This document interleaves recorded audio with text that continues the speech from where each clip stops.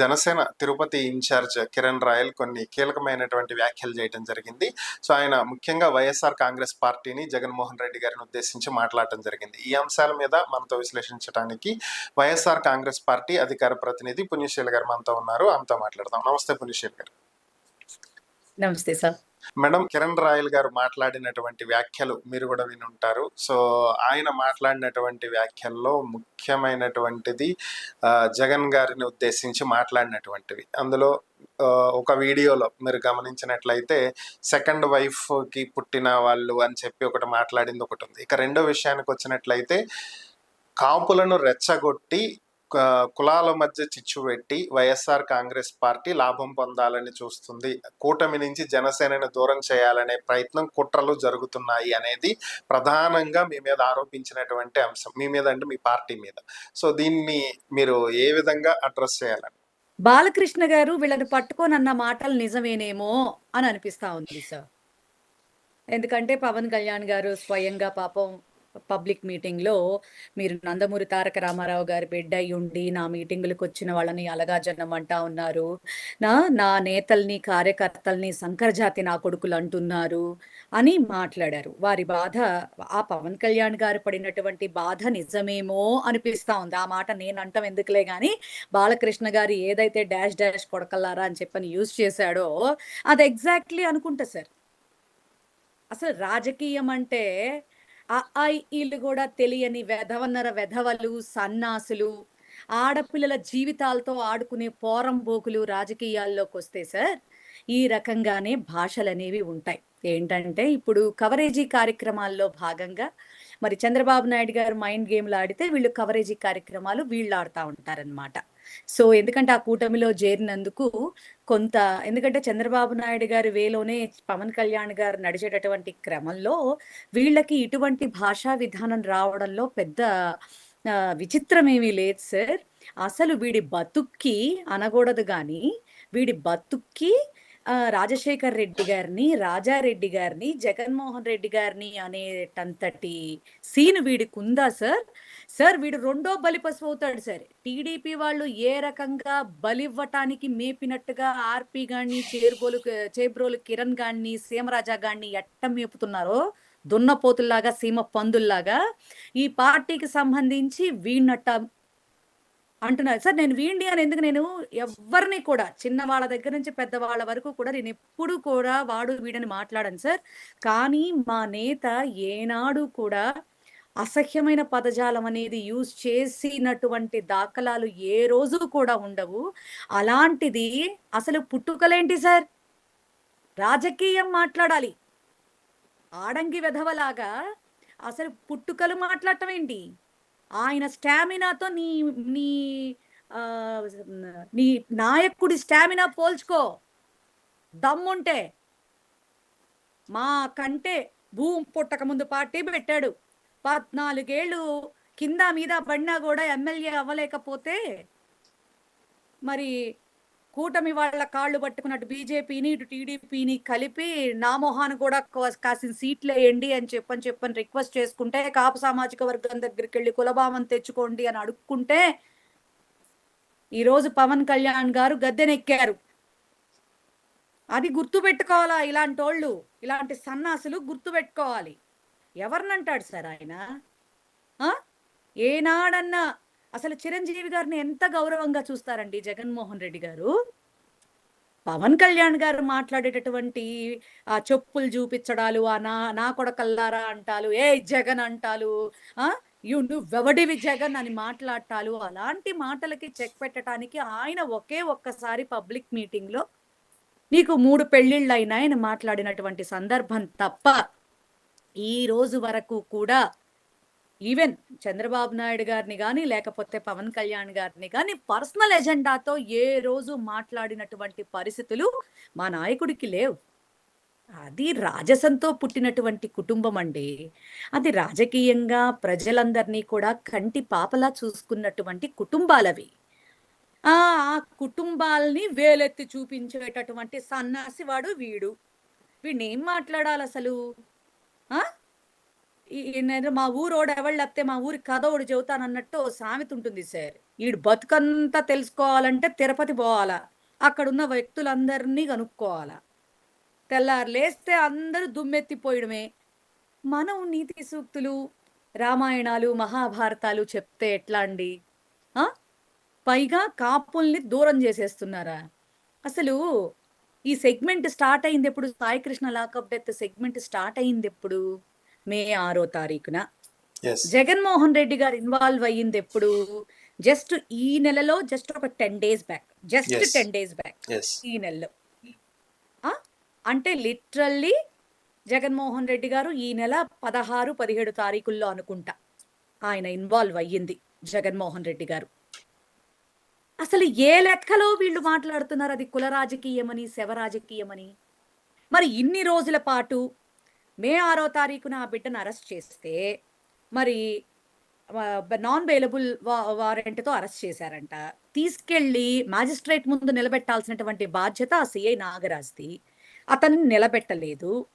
ఆ? ఈ రోజునేమో అసలు ఈ సీసీ ఫుటేజెస్ కూడా లేవని చెప్పని కన్ఫర్మేషన్ ఇస్తా ఉన్నారు. అది Yes. పక్కన పెడితే అసలు నెల రోజులుగా బిడ్డని థర్డ్ డిగ్రీ ప్రయోగించాల్సినటువంటి పరిస్థితి ఏమొచ్చింది? ఆ తల్లి ఒక 15 రోజులు చూసి ఇహ పోలీస్ స్టేషన్ చుట్టూ తిరుగుతూ సిఐ నాగరాజు గారిని నా బిడ్డ కనిపించట్లా, నువ్వు కంప్లైంట్ తీసుకో అని చెప్పని అడుగుతుంటే, నీ కొడుకు ఫోటోకి దండేసుకొని ఆ వ్యక్తి చెప్పడం ఏంటి? వీళ్ళందరూ కూడా స్థానిక ఎమ్మెల్యే గద్దె రామ్మోహన్ రావు గారి దగ్గరికి వెళ్ళడం ఏంటి? లేకపోతే ఇతరత్రా జనసేన నాయకుల దగ్గరికి వెళ్ళటం ఏంటి? వాళ్ళకి ఎట్లాంటి సానుభూతి గాని, ఎట్లాంటి సపోర్ట్ గాని వాళ్ళ కూటమి దగ్గర నుంచి దొరక్కపోవటంతో వాళ్ళంతట వాళ్ళు రోడ్డు మీదకొచ్చి మేము జనసేనకే పనిచేసాం, మేము కాపులం, మా రంగా గారు బతుకుంటే గనక మాకు ఇలాంటి పరిస్థితి వచ్చేది కాదు, మా బిడ్డ సరైన వాడు కాకపోయినప్పటికీ మీరు కోర్టులో హాజరుపరచాలే తప్ప, శిక్ష అక్కడ వేయించాలే తప్ప, ఇలా మా బిడ్డని ఈ రకంగా చేయటం కరెక్ట్ కాదు, మా బిడ్డ చచ్చిపోయాడు, మీది ప్రభుత్వ హత్య, మీరు మీ కూటమి వాళ్ళు నిమ్మకి నీరెత్తినట్టు కూర్చున్నారు అని వాళ్ళు రోడ్ల మీదకి వచ్చి బోర్ర ఏడుస్తుంటే, తల్లి కూడా ఆ పిడికెడు మట్టన్నా నాకు ఇవ్వండియా, నా బిడ్డ బూడిదన్నా నాకు ఇవ్వండియా, నేను అస్థికలు చేసుకుంటాను అని ముష్టెత్తుకున్నా కూడా ఒక్కొక్కడికి జాలి గలగల. ఒక్కొక్కడికి ఈ రోజున కాపు కులం మేమే అంటగట్టేసంట, కాపు కులం ఏంటి శవ రాజకీయం మేమే చేసేస్తున్నంట. మరి జగన్మోహన్ రెడ్డి గారు వచ్చి ఇన్వాల్వ్ అయ్యి సిబిఐ ఎంక్వైరీ అడిగిన మరుసటి రోజే చంద్రబాబు నాయుడు గారిలో కదలికొచ్చి మరి ఆ కుటుంబాన్ని పిలిపించుకున్నాడు. మరి అదేం రాజకీయం సార్? శవబూడిద రాజకీయమా? చెప్పండి, అది శవబూడిద రాజకీయమా? అంటే ఇప్పుడు ఎందుకని ఆయన పిలిపించుకున్నారో కూడా తెలుసా సార్? ఒక్క మాటలో చెప్తా మీకు. ఈ నెల 29వ తారీఖున హెబియస్ కార్పస్ పిటిషన్ కి కనపడిపోయినటువంటి సాయి కృష్ణని తీసుకొచ్చి కోర్టు ముందు హాజరుపరచవలసినటువంటి పరిస్థితి ఉంది. ఇప్పుడు వెంటనే చంద్రబాబు నాయుడు గారు హామీ ఇచ్చి సిట్టు వేయటానికి కూడా కారణం ఏంటనుకుంటున్నారు? తీగలాగితే డొంకంతా కదులుతుంది, ఎన్ని బతుకులు రోడ్ల మీదకి వచ్చేస్తాయో, ఈ సిఐ నాగరాజు మీదే మొత్తం చుట్టబెట్టేసేసి దరిద్రం వదిలిచ్చేసుకుంటే ఒక్కడే పోతాడు, అందరూ సేఫ్ అవుతారు అని చెప్పని సిట్టు గేమ్ ఆడుతున్నారు. పైగా నిన్న ఈ పచ్చ ఛానల్లో కూడా మనం చూడాలి సార్, ఇద్దరు లాయర్స్ అయితే వెంకటకృష్ణని ఈ గూబ ఆ గూబ వాయించేటట్టుగా వాయించి పెట్టారు. ప్రభుత్వాన్ని మేము సపోర్ట్ చేస్తామండి, ఇంత దారుణంగానా? లాని ఏం చేస్తున్నారు మీరంతా కూడా? అసలు అదొక సిట్టు రిపోర్టా? అసలు అది ఒక ఐపీఎస్ ఆఫీసర్ ప్రిపేర్ చేసినట్టుందా అసలు ఆ రిపోర్ట్? అసలు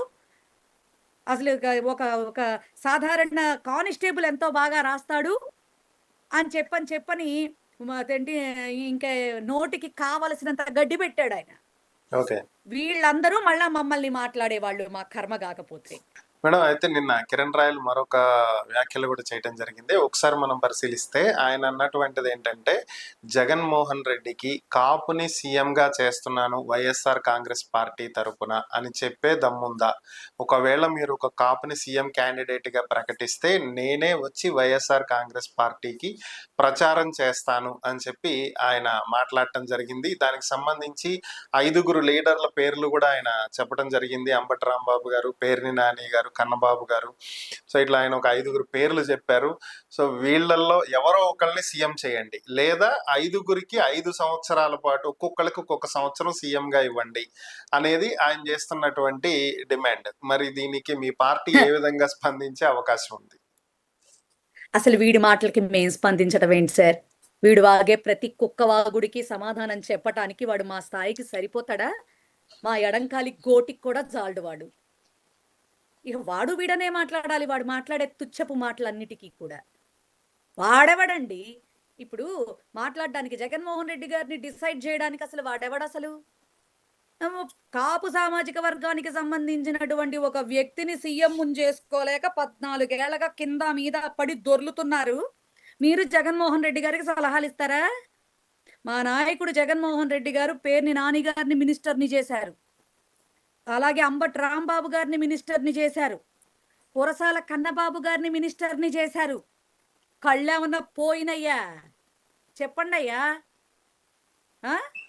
ఇది మా సారు వాళ్ళందరూ కూడా జగన్మోహన్ రెడ్డి గారిని ఏ ఏ లెక్కలో ఫాలో అయ్యారో, మరి ఫాలో అయినందుకు ఆ వ్యక్తి ఆ సామాజిక వర్గాన్ని ఎంత గౌరవించారో, అట్ ద సేమ్ టైం కాపులకి 5 ఏళ్ళు కూడా కొన్ని వేల కోట్ల రూపాయలు ఆ సామాజిక వర్గ డెవలప్మెంట్ కూడా డబ్బులు ఇచ్చినటువంటి పరిస్థితి సార్.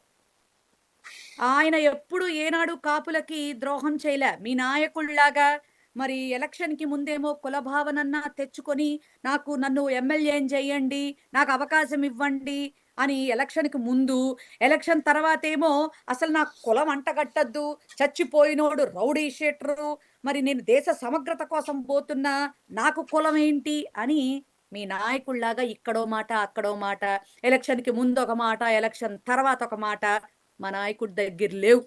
అసలు నువ్వెవడివి మాకు ఇలా ఉండండి మీరు, ఇలా చెయ్యండి మీరు అని చెప్పడానికి? మేము కూడా చెప్తున్నాము, నీకు నీ జన్మలో మీ నాయకుడిని సీఎంని చేసుకోగలిగినటువంటి దమ్ము నీకుందా? అసలు పవన్ కళ్యాణ్ గారిని ఈ రాష్ట్రంలో ప్రజలు నమ్ముతారని నీకు నమ్మకం ఉందా? నేను నిన్ను ఛాలెంజ్ చేస్తా ఉన్నా మిస్టర్ కిరణ్ రాయల్. అసలు నువ్వు స్థాయి కూడా కాదు అసలు నువ్వు. కాకపోతే ఏంటంటే నువ్వు మాట్లాడే మాటలకి చెప్పు తీసుకొట్టినట్టు సమాధానం చెప్పాలి కాబట్టి చెప్తా ఉన్నాను నేను. నీకు 29లో నేను చెప్తా ఉన్నా, నీకు విసిరే ఛాలెంజ్ ఇదే, గుర్తుపెట్టుకో. 29లో మీ నాయకుడితో ఇండివిజువల్ గా పోటీ చేయించు. రెండోది 175 నియోజకవర్గాల్లో 175 మంది క్యాండిడేట్స్ ని అనౌన్స్ చేయించు. దమ్ముంటే పోటీ చేయమను, సింగిల్ ఎజెండాతో ఆ గద్దెనెక్కి కూర్చోమను. ఓహో అని మేము కూడా చప్పట్లు కొడతాం. ఆ స్టామినా మన దగ్గర లేదు. కానీ ఇలాంటి దిక్కుమాలిన మాటలు మాట్లాడుతూ ఏదో వ్యూస్ పెంచుకోవటానికో, జనాలతో నిత్యం అక్షింతలు వేయించుకోవటానికో, ఇలాంటి వ్యవహారాలతో మీడియా ముందుకు వస్తే ఆంధ్ర రాష్ట్రం కాండ్రించి ఉమ్మేస్తుంది. అది గుర్తుపెట్టుకోవాలి ఇట్లాంటి వాళ్ళందరూ కూడా. అయినా ఇలాంటి వాళ్ళకి మేం సమాధానం చెప్పడం ఏంటి సార్? రాజకీయం అంటే వీళ్ళు తెలియని యదవలు కూడా వచ్చి రోడ్ల మీదకి వచ్చి ఎట్టబడితే అట్ట మాట్లాడుతూ ఉంటే ఈరోజు సమాధానం చెప్పాల్సినటువంటి పరిస్థితులు ఒక మంచి మంచి జర్నలిస్టులుగా మీకు అడగడానికి, సమాధానం చెప్పడానికి మాకు దౌర్భాగ్యపు డేస్ అనేవి నడుస్తున్నాయని నేనైతే అనుకుంటున్నా. Okay, okay, thank you madam, thank you very much. ఈ అంశాల మీద మీ అభిప్రాయాలు మాతో పంచుకున్నందుకు ధన్యవాదాలు.